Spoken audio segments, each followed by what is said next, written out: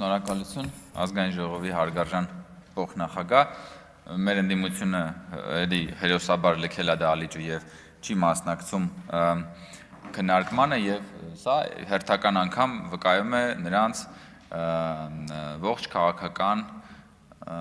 ուրեմն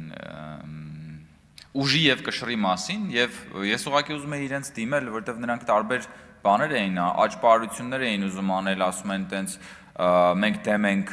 այո, մենք կողմ ենք այս նախագծի ոգուն, սակայն դեմ ենք դրա ժամկետներին եւ այլն, ասում էին, որ նախորդ ընտրություններին Նիկոլ Փաշինյանի անունն է գրվել պլակատների վրա, մենք էլ ենք գնացել։ Շատ լավ, որովհետեւ Նիկոլ Փաշինյանը մեր ղեկավարն է, մեր կուսակցության առաջնորդն է, իր անունը գրվել է մեր պլակատներին։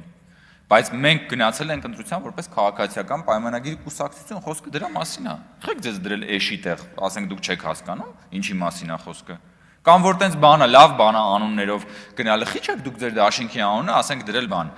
վերադարձ Պապլավոկ Ռոբերտ Քոչարյանի հետ։ Տես դրեք գնացեք, եղեք դրել Հայաստան դաշինք, չէ՞ որ Ռոբերտ Քոչարյանն է այդ դաշինքի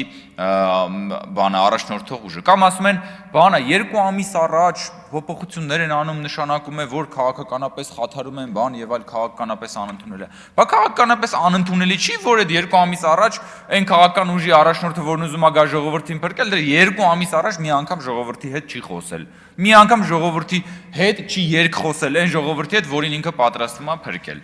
Կամ ընդհանրապես սա Հայաստանի պատմության մեջ բացառիկ դեպք է, որովհետև ես տեսել եմ քաղաքական ուժերի, որոնք կարողանում են խոսել, ես տեսել եմ քաղաքական ուժերի, որոնք չեն կարողանում խոսել, բայց առաջին անգամ է, որ քաղաքական ուժը ոչ կարողանում է խոսել, ոչ կարողանում է չխոսել։ Որովհետև որ նայում ես բանը, Սամվել Կարապետյանը, ասենք թե AI-ով չի խոսում, որպեսզի բան, արհեստական բանականությամբ է խոսում, որ հանկարծ չսխալվի։ Բայց մյուսներն էլ, որոնք որ խոսում են իրենց բնական բանականությամբ, ավելի վատ են խոսում, քան թե արհեստական բանականությունը, որը խոսում է նրա համար, որ հանկարծ իրենք չսխալվեն։ Կամ որ ասում եք բան, ժողովրդավարությունը վտանգված է։ Ժողովրդավարությունը նախ եւ առաջ կարա վտանգվի այն փաստի բերումով, որ դուք ընտրակաշարք եք բաժանում։ Հələ դեռ ընդդիմությունը ընտրակաշարք եք բաժանում։ Լավա չեք ասում, եկեք քրեական օրենսգիրքը չեղարկենք, որպեսզի կարողանանք